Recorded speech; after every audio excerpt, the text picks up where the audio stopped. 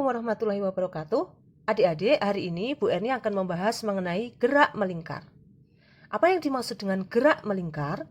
Gerak melingkar merupakan gerak benda melalui lintasan berbentuk lingkaran mengelilingi titik tetap. Nah, ini sebagai titik tetapnya atau disebut dengan poros. Gerak yang melingkar itu menempuh suatu sudut tertentu sehingga mengalami perpindahan sudut, juga di sini menempuh suatu jarak tertentu yang disebut dengan jarak linier. Nah, besaran-besaran yang kita pelajari di gerak melingkar ada beberapa hal. Yang pertama adalah periode dan frekuensi. Apa yang dimaksud dengan periode? Periode merupakan waktu yang dibutuhkan suatu benda untuk bergerak satu putaran penuh. Jadi untuk bergerak satu putaran penuh ini berapa ya waktunya? Nah, itu yang disebut dengan periode. Adapun frekuensi adalah jumlah putaran per sekon. Jadi selama 1 sekon ini berputar berapa kali? Nah, itu dicari jumlah putarannya. Nah, adik-adik, sehingga periode dan frekuensi itu merupakan besaran yang saling berkebalikan. Kalau T besar atau periode, rumusnya adalah T kecil atau ini waktu yang dibutuhkan per jumlah putaran. Maka rumus dari frekuensi adalah jumlah putaran per waktu.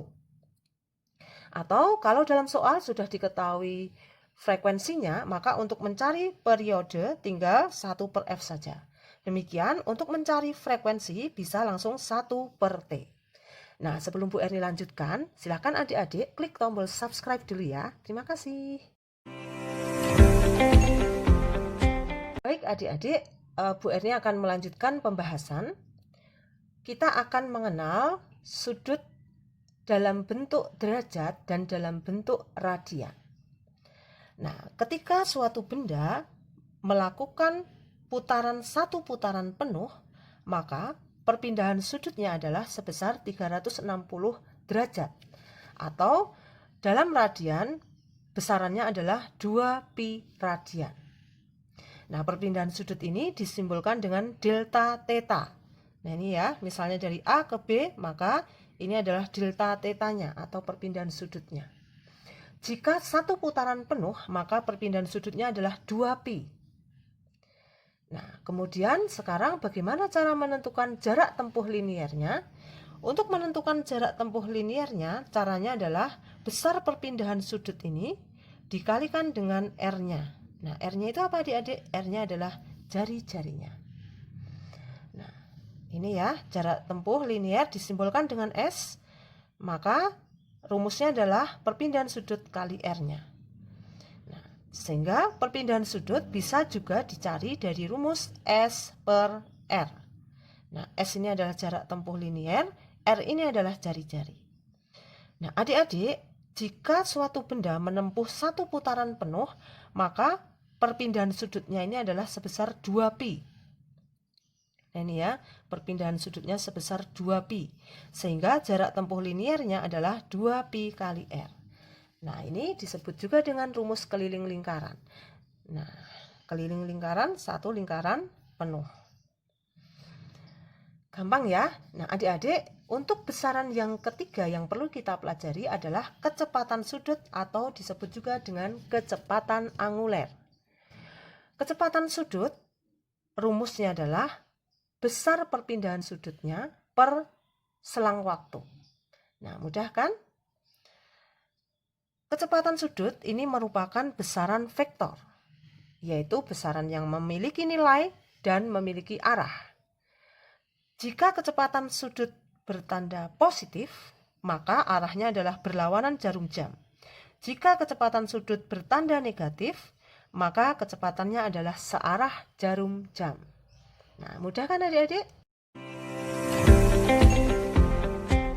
Nah, adik-adik, sekarang Bu Erni akan menjelaskan mengenai kecepatan linier.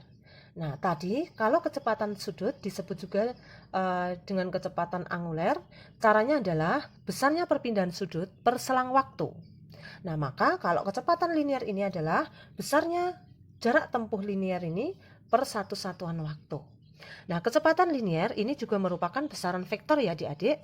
Nah, kecepatan linier sesaat itu arahnya ini selalu tegak lurus dengan garis yang menghubungkan partikel dengan titik pusat. Nah, ini selalu tegak lurus arahnya adik-adik. Nah, sehingga sekarang kita akan menentukan besarnya kecepatan linier, yaitu S per selang waktu. Nah, adik-adik, S itu sendiri tadi di awal rumusnya adalah besarnya perpindahan sudut, nah, kalikan dengan R per delta T. Nah, dari sini adik-adik bisa melihat bahwa perpindahan kecepatan sudut. Sehingga rumus V itu bisa juga kita tulis besarnya kecepatan sudut dikalikan dengan R. Nah, mudah sekali kan? Jadi kalau tadi kita mau mencari jarak linier, caranya adalah perpindahan sudut kali R. Demikian juga kalau kita mau mencari kecepatan linier, caranya adalah kecepatan sudut kali R. Nah, jadi perbedaannya pada perkalian dengan R ini ya adik-adik. Nah, adik-adik, Bu Erni akan menambahkan rumus dari kecepatan sudut ya. Jika suatu benda bergerak satu putaran penuh, maka kecepatan sudutnya itu bisa dicari dari 2pi per T. Nah, ini ya perubahan sudutnya sebesar 2pi, T-nya adalah sebesar periodenya. Atau bisa juga ini seperti ini adalah F. Maka bisa juga dicari dari 2pi kali F. Nah, itu tambahan rumus dari Bu Erni. Sekarang Bu Erni akan menjelaskan penerapannya dalam soal-soal. Baik adik-adik, Bu Erni akan menjelaskan contoh soal berikut ini ya. Sebuah gerindra dengan penggerak motor listrik berputar pada 900 rpm. Tentukan frekuensi dan periode, kecepatan sudut, dan kelajuan liniernya jika diketahui jari-jarinya adalah 10 cm. Nah, baik, perlu adik-adik pahami bahwa 900 rpm ini merupakan 900 rotation per minute atau 900 putaran per menit. Maka kita bisa menentukan besarnya frekuensi atau F. F tadi adalah N per T ya. N-nya adalah 900. Nah, ingat per menit, menitnya itu harus kalian jadikan detik dulu ya. 1 menit ada 60 detik. Nah, ini berarti jawabannya adalah sama saja dengan 90 per 6. Hasilnya adalah 15 Hz. Nah, itu satuan dari frekuensi ya. Nah, sekarang untuk menentukan nilai T, kalau sudah diketahui frekuensinya, bisa langsung 1 per F saja adik-adik, yaitu 1 per 15. Nah, satuannya adalah sekon. Nah, baik, sekarang untuk menentukan B, B adalah kecepatan sudut putaran motor listrik. Nah, tadi kita sudah ada rumus baru ya. Kecepatan sudut bisa juga dicari 2pi per T atau 2pi kali F. Maka kalau sudah diketahui F-nya, kita bisa langsung menentukan 2pi kali F. Nah, ini 2, pi-nya tetap, F-nya adalah 15, maka kecepatan sudutnya adalah ini 2 kali 15, 30 pi. Nah, satuannya adalah radian, radian per sekon. Nah, baik, sekarang untuk nomor C, kelajuan linier titik materi yang terletak pada tepi gerindra yang digerakkan oleh motor listrik tersebut jika jari-jari gerindra adalah 10 cm.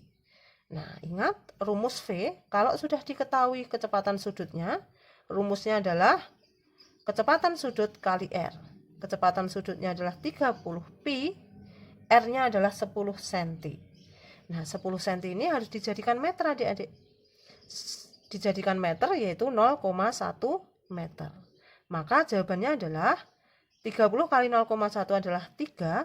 Nah, ini 3 pi meter per sekon. Mudah kan? Mudah-mudahan ini membantu kalian. Jangan lupa klik subscribe, like, and share. Wassalamualaikum warahmatullahi wabarakatuh.